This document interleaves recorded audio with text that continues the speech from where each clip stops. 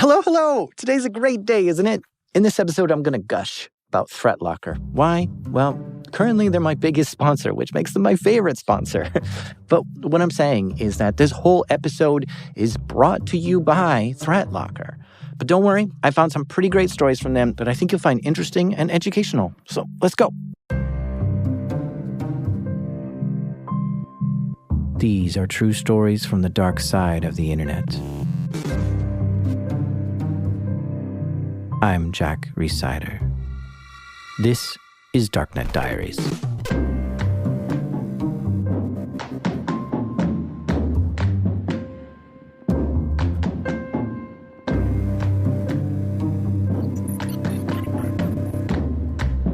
Do you want to mention your name or company name or do you want to keep that out? No, I'll keep that out. Okay.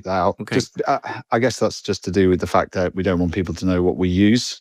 Yeah, I feel the same way. Everyone's asking me, like, what's your privacy stack? And I'm like, if I tell you, now you know exactly how to target me. Yeah, exactly. Okay, so the first question was, who are you? What do you do? Yeah, I can generalize. So I'm the group head of IT operations for a manufacturing company. And I look after the operational running of the IT across the business. We're a 1,000-employee business operating across 17 different sites in the UK and Europe. I look after the security, cloud, operations, infrastructure, servers, client, support, etc. Okay, you get the picture. This guy manages a huge network with 1,000 employees, which probably means there's like 10,000 computers that are all up and operating. Picture a factory. No, picture lots of factories spread all over Europe. Yeah, we have distribution centers, offices, and big manufacturing sites. So, how's the network holding up? Have you had any problems? I mean, right now we're in a good place. If you rewind back 5 years ago, we were in a very bad place. What happened? Well, unfortunately for me, I was actually on my way on holiday. So I was in the process of driving the family down to the south coast of the UK, and I got a phone call. And I remember the exact words. One of my technicians said, "I don't mean to worry you, but something worrying is happening." And I was like, okay, calm down and explain exactly what's happening.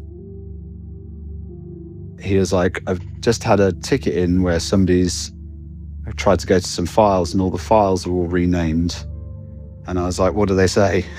He was like, "They all end in the word .conti." I was like, "Oh no."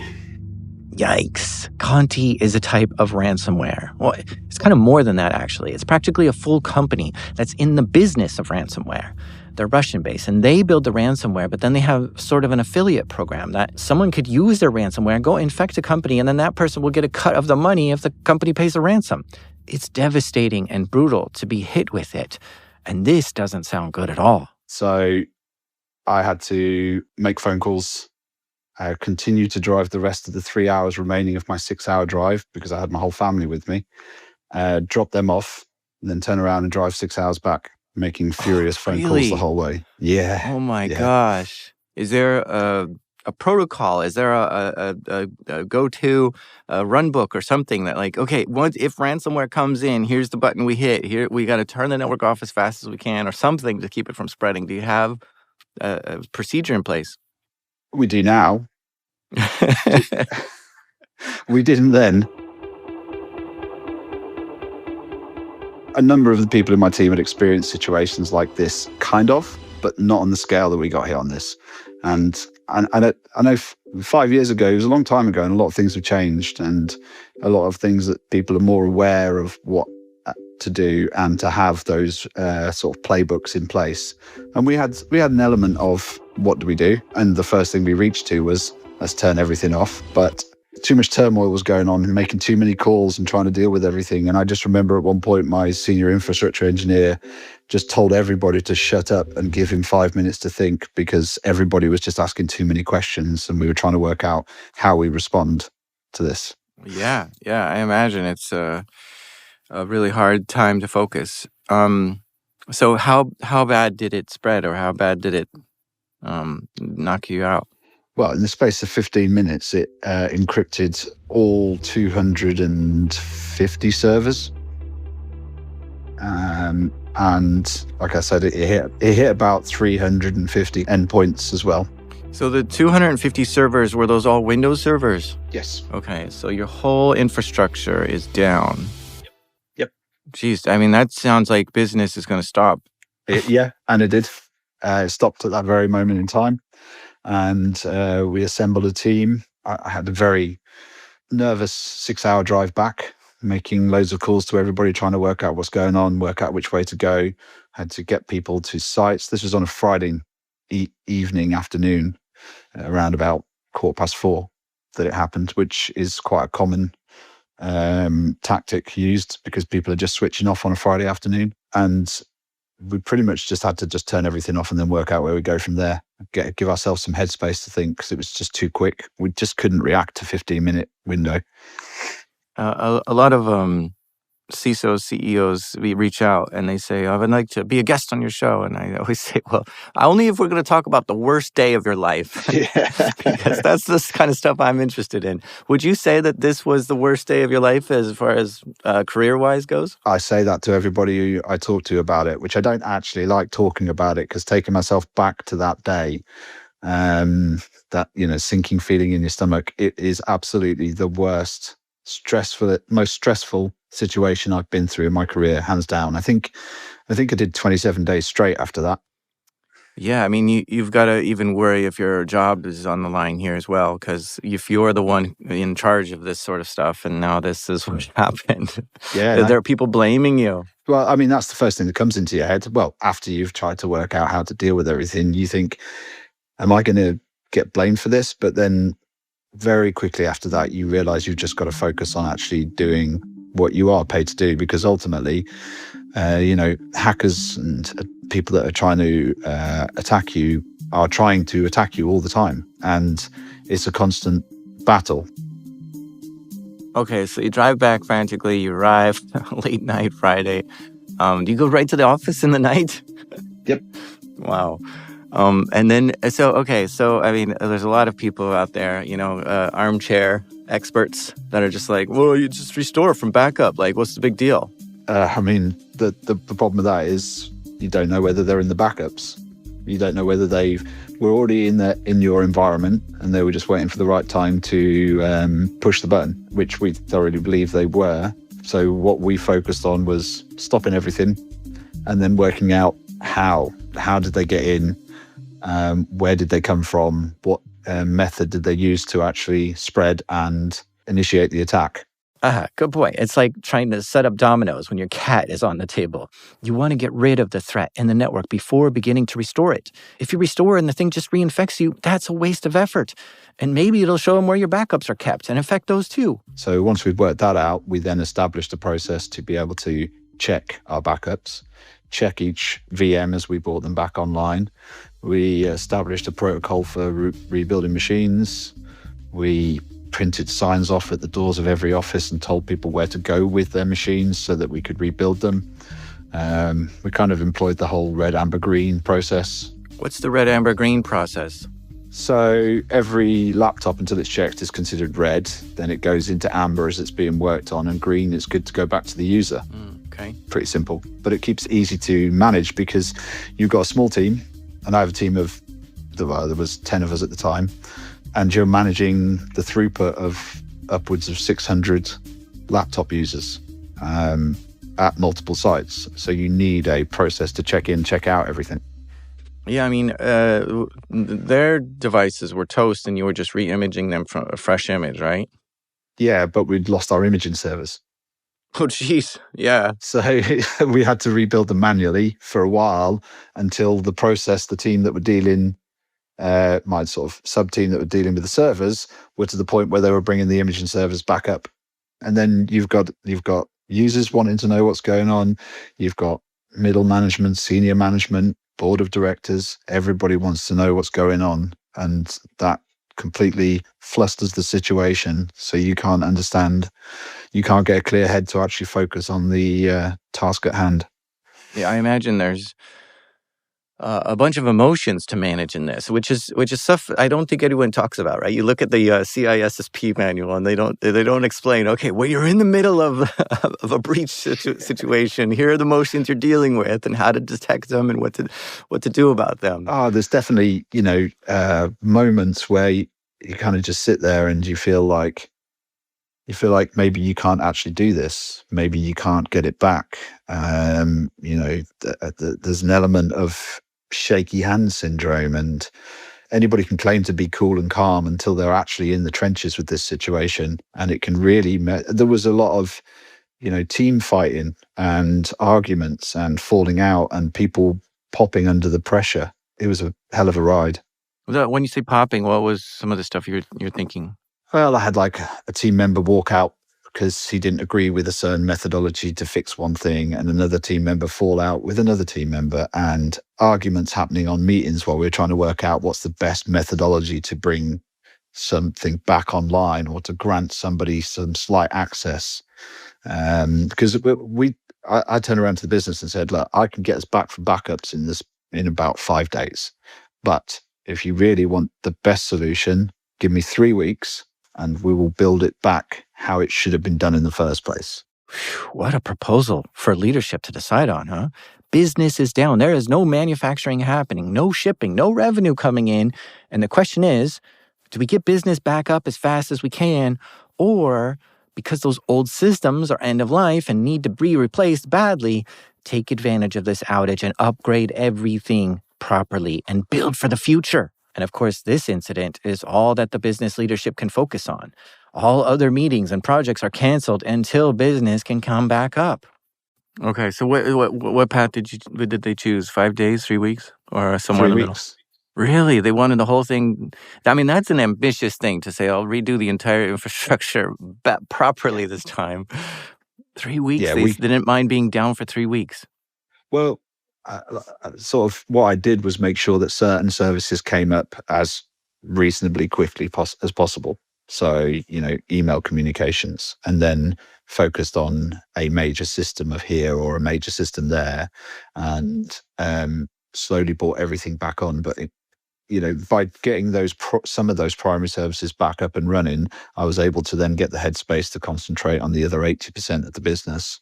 And the business accepted that there would be some interruption in that process and they wouldn't necessarily get everything back. So a good example was we didn't turn Wi-Fi back on until the very end of the 3 weeks. So nobody had Wi-Fi.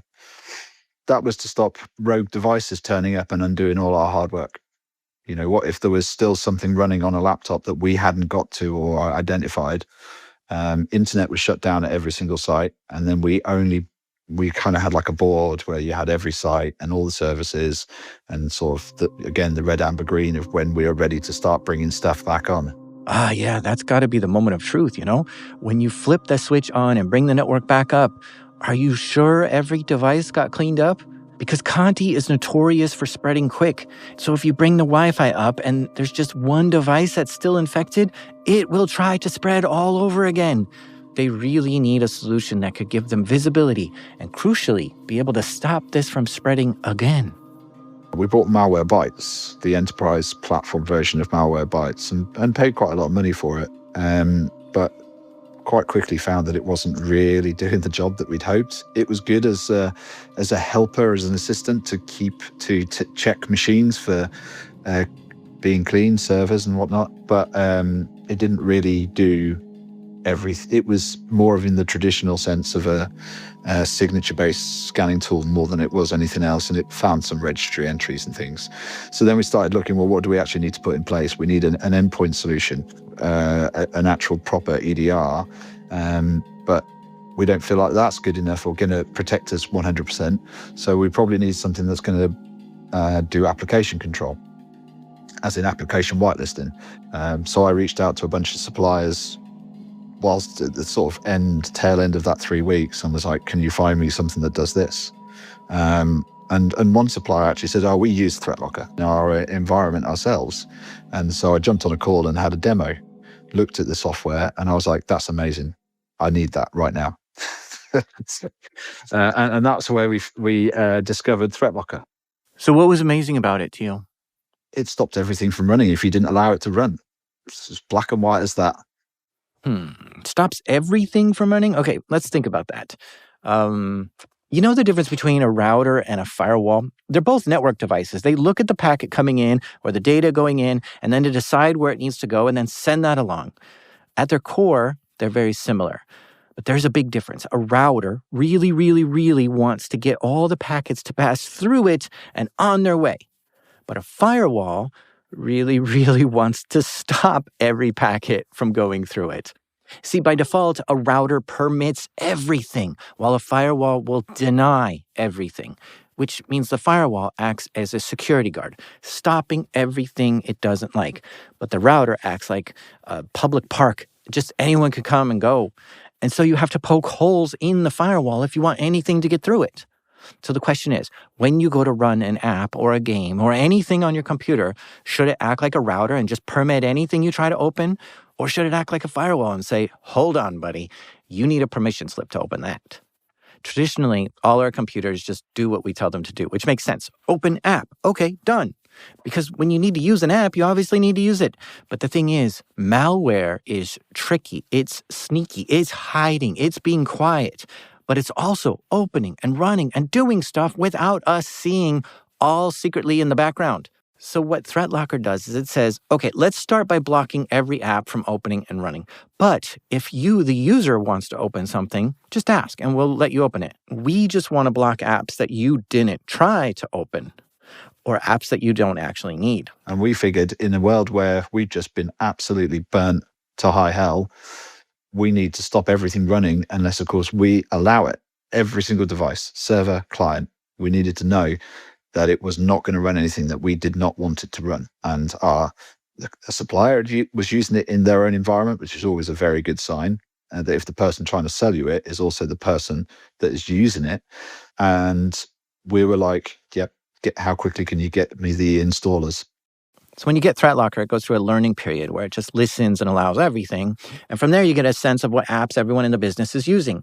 And so you add those apps to the allow list so business can continue, and then switch it over to secure mode, where if your app isn't on the allowed list, now it's going to be stopped from running. It just says no. And it comes up and says, this has been blocked by ThreatLocker. You can request it. And then when you request it, we have a portal where we can just say yes or no. And then there's a lot of tinkering with the how you set up the policy, but we pretty much just say no to everything. And so how annoying is this to the users? To you imagine some people are just like, oh, you can't run anything on this laptop. Why? Well, this is stupid. Like, do people complain a lot about it, or are they okay with it? Maybe they did originally. And I think even if they did complain, you've got such an easy card to pull out. You could just be like, okay, back in 2020, let me tell you what happened. And we cannot afford to have 3 weeks of outage again, because this is very serious stuff. I've used that so many times. And I turn around to the users and go, you can't have this piece of software. And they'll be like, why? And I was like, because it's open source. It allows plugins. We don't know whether it will be safe, and it could be exploited. And I'd say, do you want to be the reason that this company gets hit again? And just put it on them. Or if they escalate it to their director, okay, then I'll say to the director, do you want to be the person that authorized this software that takes the business down? And people back off really quick when you say that. Yeah. Okay. So since getting ThreatLocker, any big security incidents? No. But I don't like saying that because I don't like tempting fate. Yeah, exactly right. But no, we haven't had anything. I hear you sighing like that. Yeah, I know. I don't like saying it.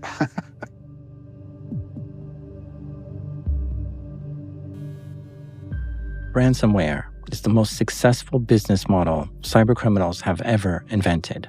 The people infecting us with ransomware are making tens, if not hundreds of millions of dollars by hacking into a company, locking up their data, and holding it for ransom.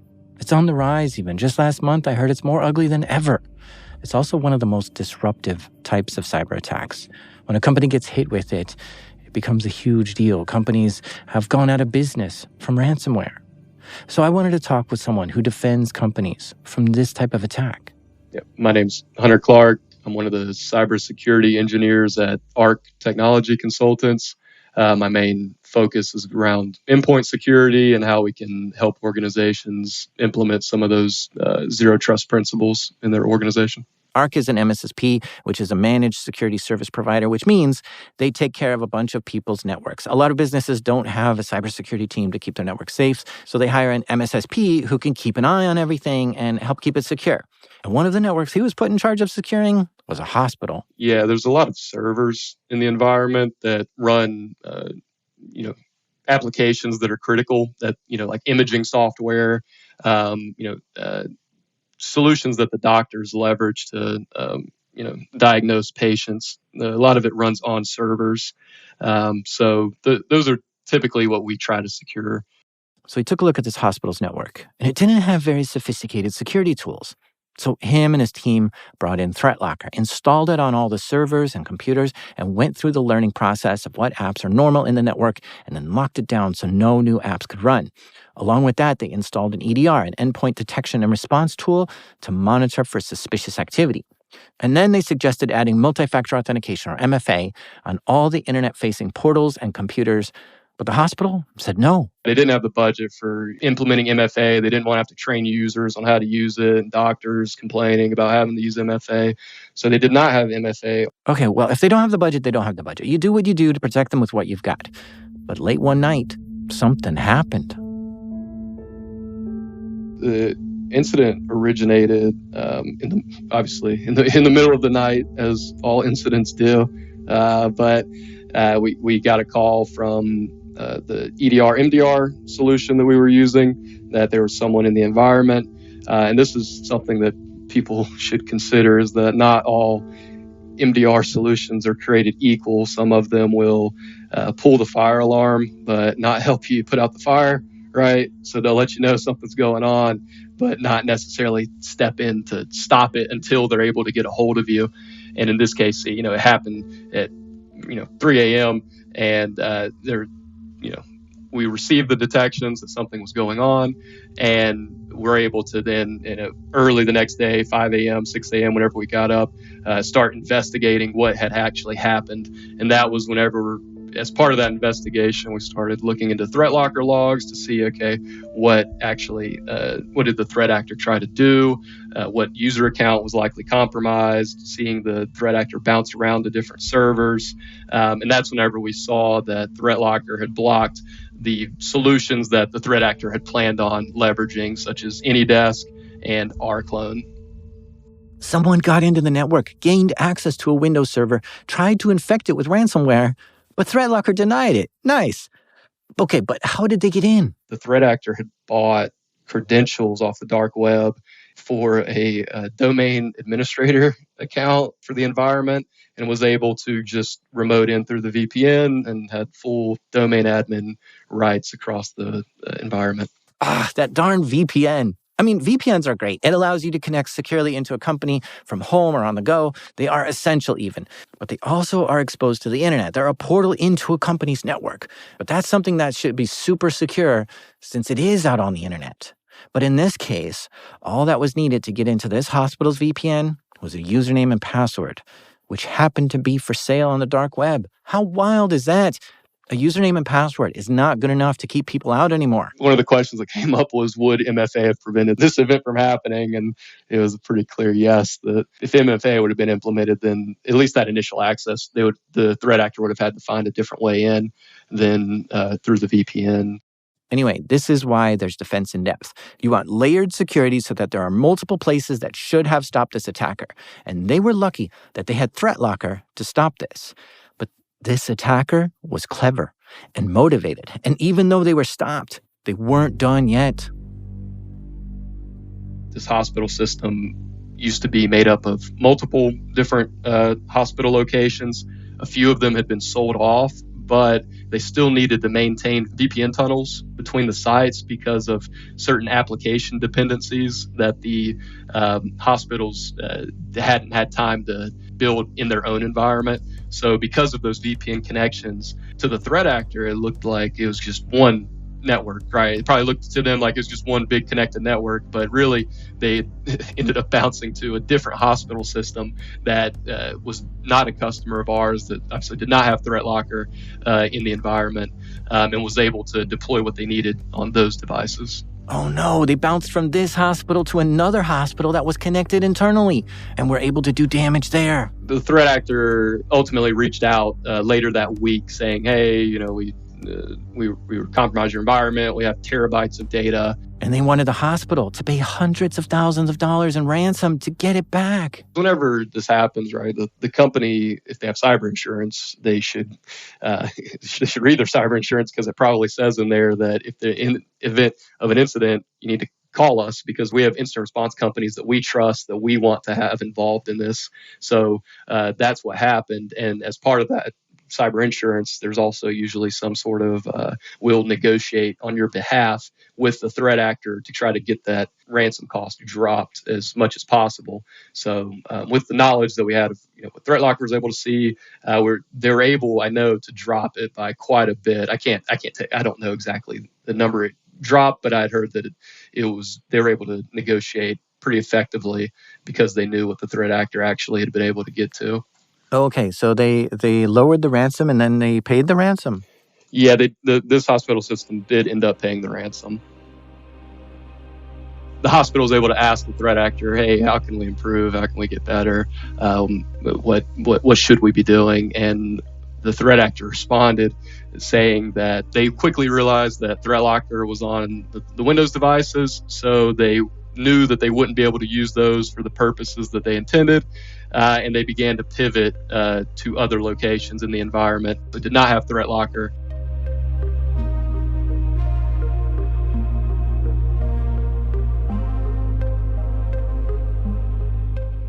Tell us who you are and what do you do? So I'm Danny Jenkins. I'm CEO and co-founder of ThreatLocker, but what I do is really build solutions and educate the world on how denying by default is the best way to address security, and it doesn't have to be difficult. So you started ThreatLocker. How did all this get started for you? The first thing is I wanted to do something fun, and I started doing some ethical hacking. I ended up doing more ransomware recoveries than ethical hacking, to be honest, because people were calling me and I wanted to make money. So they say, hey, I've been hit by ransomware. Can you help with this recovery? We paid a ransom. And there was this particular case in Australia, which was the first one I dealt with. It was an insurance broker, so about 50 employees insurance company. And I got called in by the MSP, managed IT company, to help with the recovery. And I came in and they'd paid this $22,000 ransom, and they hadn't got their data back. So they got some keys, but the keys didn't work. They weren't decrypting the files. Their Exchange database was encrypted. Their SQL databases were encrypted. Everything was encrypted and broken. And they'd asked me to come in. So we start trying to reverse engineer the code, see if the decryption keys are in the code, try to use low-level data recovery tools to get things from the disk that had been deleted or written over for encryption. We're recovering from OST files, through email databases. We're trying everything we can to get this company back up and running. And during the recovery, the owner of the company called me, and he got quite first he got quite mad. And he was like, well, when's this going to be done? I've been waiting 2 weeks and I still have my servers up and running. And he's getting quite mad. And I was like, look, you need to be realistic here. I'm trying to recover your files, but you have everything encrypted. You have no backups. You've paid a ransom and you didn't get your data back. And I don't know if it's going to be back. And we're doing everything we can to make sure you can get your data back. And it then turned into quite an emotional call, and his voice started crackling. He started almost crying down the phone. And I got really awkward at that point because I really didn't know what to say. And to me, this was different because every other I call it cyber attack I dealt with, every other malware attack I dealt with, because prior to 2014, most malware attacks were really just IT issues. It was, you're getting adverts, someone sending email out from your server. It had been an IT problem. IT needs to fix the server because we're sending spam emails. IT needs to fix the computer because it's getting pop-ups. The worst I'd seen before that was someone crying because they saw an inappropriate picture.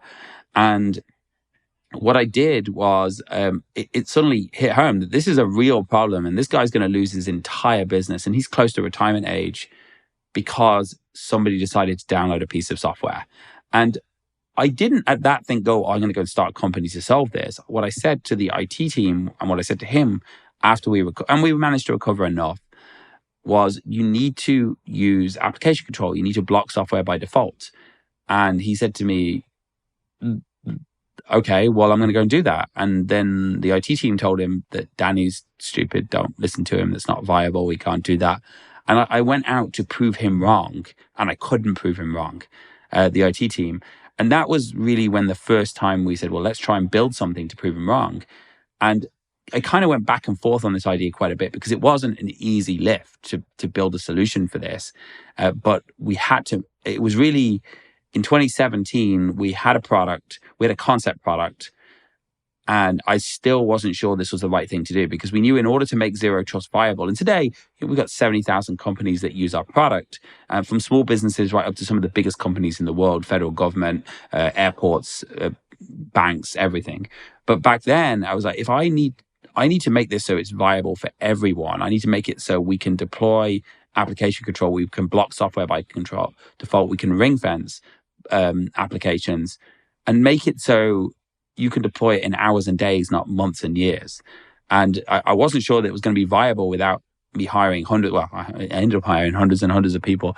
But I think in 2017, my mindset shifted because before 2017, I was thinking about building a business that 1% of the world would sign up to. After 2017, I made the decision we don't want 1% of the world. We want to change the markets, and 90% of the world are using a zero trust approach. Okay. So you coded it at the beginning? You built it? Yeah.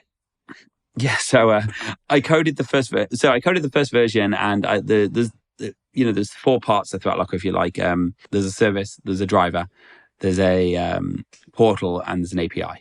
That's the 4 original components of ThreatLocker. And I wrote an entire version of it. And I wasn't so good at the driver stuff. I caused a lot of blue screens. So we ended up bringing, at the very beginning, I wrote the whole thing, and then I got somebody else to come and rewrite my driver code because, frankly, it just wasn't very good. And since then, that's probably been one of the best decisions we made. And today, of course, we've got 250 people in our R&D department. But back then, it was just me writing code and Sammy and John testing and deploying. Can you tell me about the first network you installed it on? Well, so I guess we obviously installed it on our own machines. I think the first network outside of our own that we installed ThreatLocker on was actually my kids' school. And they had a problem as well. We were looking after our kids' school IT. It was, we were getting very actively involved because we couldn't afford private school for our kids at the time. And we were getting essentially help with scholarships because we were helping them with the IT systems and everything else. And they were getting malware every single day. It was like a complete nightmare. And we pushed it out to them. Now, it was very difficult and somewhat unstable in many areas because there was things we didn't even think about, and we were seeing a lot of noise. But they went from malware every day to never since. And still today, they're using the product, and my kids aren't in the school anymore, but our chief product officer's kids are actually in the school now. And their IT management went down from full-time to a couple of hours a month because these systems became very stable, very easy. Deny all apps by default seems like a radical idea. Like, to block everything seems like it's going to halt productivity. Radical depends on where you start. And if you start in a situation where my network is running smoothly and I'm very happy, you would never approach with that idea. You'd approach with the idea, we're going to learn what we have. We're going to review the list and remove the things from the list we don't want. Whereas if you start with the situation that I've been hit by ransomware, attackers are in my network, the alternative is you shut down the entire network. Or the plus side is you allow the network to run, but you only allow these trusted apps. And then every time someone wants something, they request it for the first time, we add it to the list. And it doesn't seem so extreme now because the alternative is the whole network shut down until we've reformatted every single computer and guaranteed that nothing's bad on it. So it really depends where you start. For 90% of customers, they're starting from a clean slate. So they'll learn and they'll remove the things from the list they didn't know about. For the other side of the customers who are starting from, hey, we've already been hacked, it's not extremes to say, hey, everything's blocked until we've approved it. And it's also not that difficult because most people think, oh, well, what about all the software we don't know about? But the average user uses, 10, 20, 30 apps on their machine. And it's Chrome, Zoom, Office, Firefox, and then they have an SAP system or whatever that may be. So it really doesn't take long, even when you're dealing with a response. I mean, you never want to be doing it from a response, but even when you're not in learning mode and you just say, if you need something, hit request, we'll review it, and then we'll approve or deny it. It's still not the end of the world because that's a lot better than where you were, where, ransomware is actively running in our environment. The traditional way we would secure networks was kind of like a castle and moat type of system. Everyone inside the castle wall was trusted. They could go anywhere, do anything. And then you put up this giant gate and moat around the whole thing, keeping everyone out that you don't want in. But the problem with this is that if someone does sneak in, well, now they've got access to everything. There's nothing to stop them once they're in. If an employee turns rogue or clicks on a phishing link and gets infected, that employee's computer can go anywhere and do anything. So the new way people are securing networks today is called zero trust. And that simply means to verify everything. No longer is everyone on the inside trusted by default. They're now given the least amount of privileges to do what they need to do. And tools like ThreatLocker are great for implementing zero trust, since you can see and lock down any and all activity in the network very easily and quickly. So in the world of zero trust, you essentially grant access where access is required. Everyone thinks it means no. It doesn't mean no. It means if you're the finance director and you need access to all of the financials, we're going to give you access to the financials because that's your job. If you need to be able to upload those financials to the internet, we're going to allow you to upload those financials to the internet because that's part of your job and requirement. So in the world of zero trust, it's not about no. It's about if you need it for your job, we will grant that permission. In the world of detection and response, you're saying if I detect an anomaly or something suspicious, I'm going to block and respond to that anomaly or something suspicious. But if we don't detect something suspicious, we're just going to allow it. So in the world of detection and response, everyone can access the financials. In the world of zero trust, only the people that need to. What is your mission, or what's ThreatLocker's mission, or what are you trying to change in the world? So it's very simple. I want to change the way the world thinks about security from default allow to default deny. So rather than going into a computer and saying, I'm allowed access to everything until someone's decided it's bad for me to access this, which is how most security works right now on endpoints, I want to change it so I go in and I need to access everything I need to do to my job and everything else is denied until somebody's decided and granted me that permission. That's our mission. As a company, it's been our mission since the beginning. We attend over 1,000 trade shows. ThreatLocker's attended over 1,000 trade shows this year. We host Zero Trust World. And the reason we do this is education. I think I did 120 trips this year, and I will do local events. We'll do Zero Trust World. I'll go to Black Hat, to RSA, to Gartner events. And it's about educating people why this is so important, but also how it's not difficult, because people think it's going to take them months and years. And I've onboarded people in hours. I mean, ideally, we want to do it over weeks so we can do a nice learning baseline, but it's very easy to do. It's very effective to do. And so my mission is to make sure people understand why this is so important, and then also educating them how it can be done.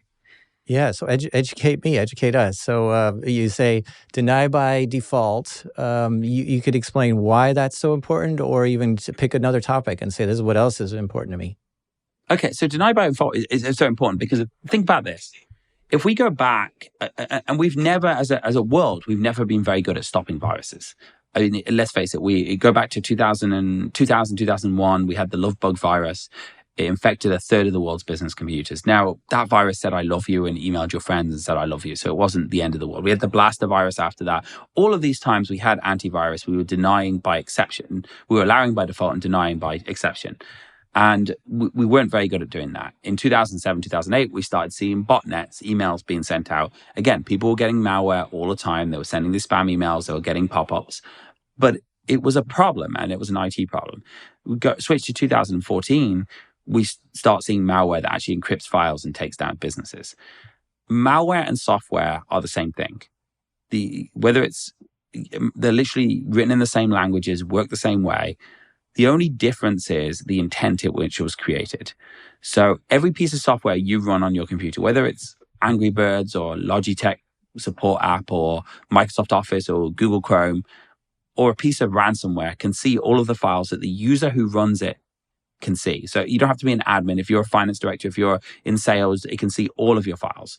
So if you were to say, I want to deny software by default and only allow software that's been approved by the company, what you end up with is a situation where you're no longer just relying on, am I going to detect the latest threat? But you're now saying, I'm going to block everything. It doesn't matter if I detect it, because if the software isn't approved by the business, it's not allowed to run. And that is so efficient at stopping ransomware, malware, but also things like TeamViewer and remote access tools, which are often used by scammers to gain initial access to your network. This is great. Keep going. Tell us more about how to secure a network. Every secure, or most security attacks can be stopped with one of three methods: the people, detection, and controls. And the first one is through people. But the first example I'll give you is phishing. In the event that someone wants to phish you or someone in your company, they're going to send an email to you or a text message, whatever it may be. As a user, you have the power to stop that attack immediately in its tracks by not clicking on the link, not putting your credentials in. The attack is gone if you don't do that. So that's method one. The people don't make the mistakes, don't click on the phishing links, don't give somebody access to their machine. The second method is to detect a threat. And this is where, if we look at phishing, this is where we'll say, is this a known bad website? Does it exhibit signs that it's a phishing attack? And again, detection is not a guarantee, because the website might have just been spun up. Attackers will switch the website out, use techniques. It's brand new. You don't know it's a bad website. But it's a method. If you manage to detect it and you can block that phishing link from being used, the threat is neutralized. The third way is the idea of controls. And controls are where zero trust really fits in. And this is the most simple way. And this is where you say, well, I'm going to turn on things like dual factor authentication. I'm going to turn on things like IP restrictions, so it can only be accessed from one of our known IP addresses.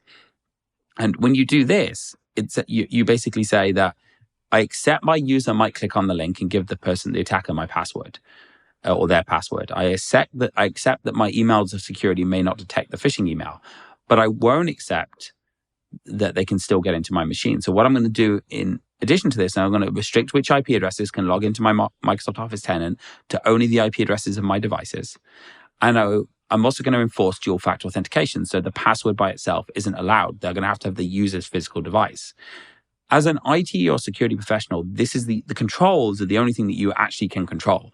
You can train new users, but users are going to make mistakes. People are going to make mistakes all the time. You can buy detection, but detection can't tell the intent if it's new, if it's unknown. But you can control whether if someone puts their passwords in, will somebody be able to get into your system? So that's the first example of where that's really important. The second example is when we think about malware.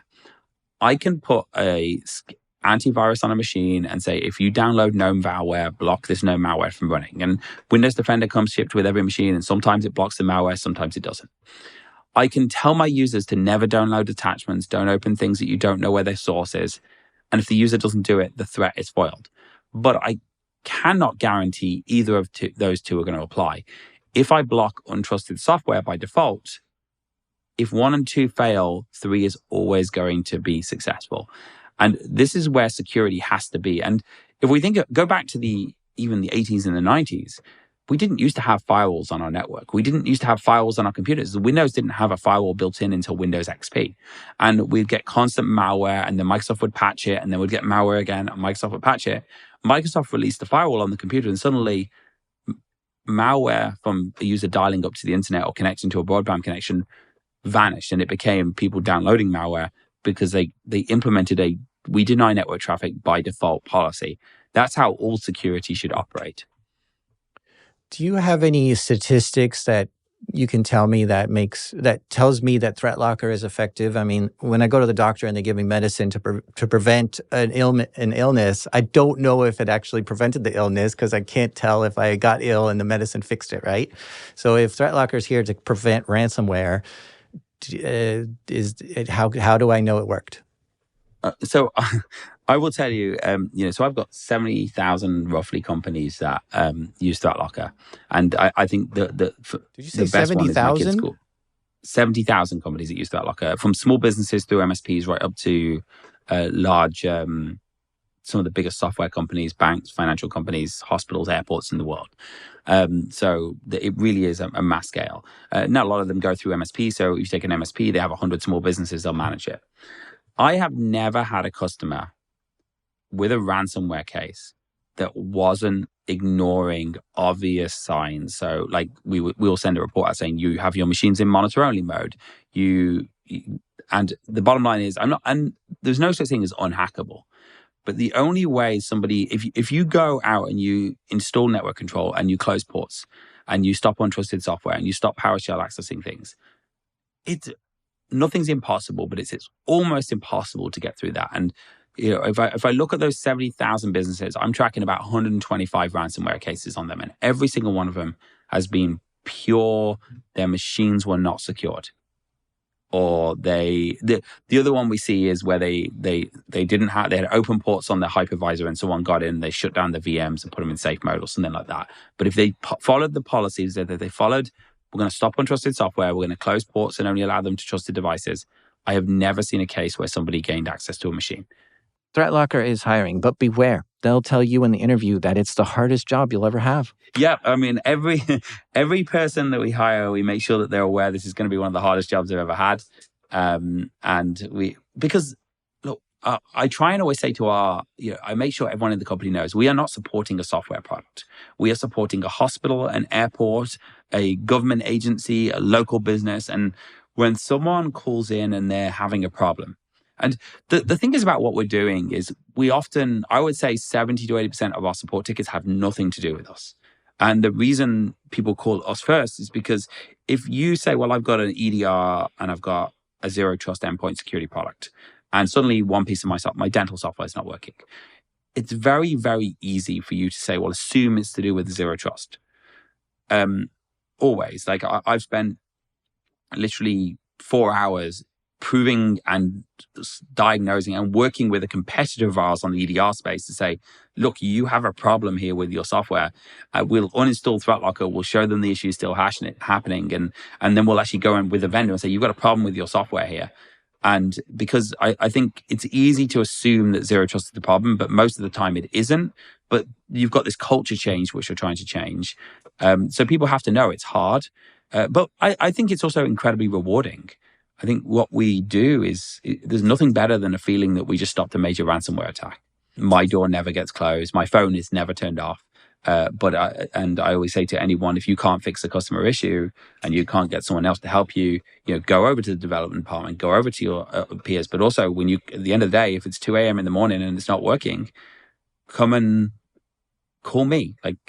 Call Sammy, who's our other co-founder, and call and say, hey, I've got a customer on the phone and they're saying that something's wrong and something's getting blocked and it shouldn't be, and they don't understand it. I don't understand why, and I can't find anyone else. It's like, well, let's see what's wrong, because I think it's important for everyone to know that we're willing to take a phone call at 2 a.m. in the morning if it solves the customer issue.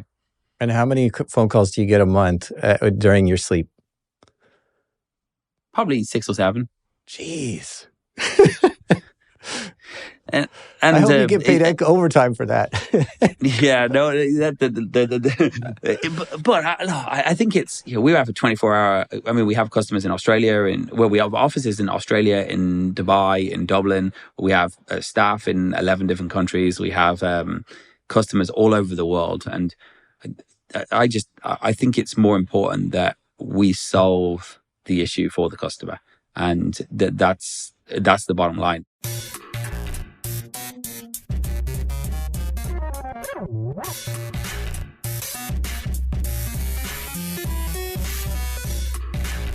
Thank you so much to our guests, and especially Danny Jenkins from ThreatLocker.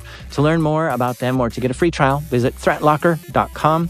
The show is made by me, the real SQL Shady, Jack Rhysider. Mixing by Proximity Sound, and our theme music is by the mysterious Breakmaster Cylinder. I got tired of forgetting my password, so I just changed it to the word incorrect. And whenever I go and I type in the wrong one, the website always says, your password is incorrect. And I'm like, oh yeah, thanks for the reminder. This is Darknet Diaries.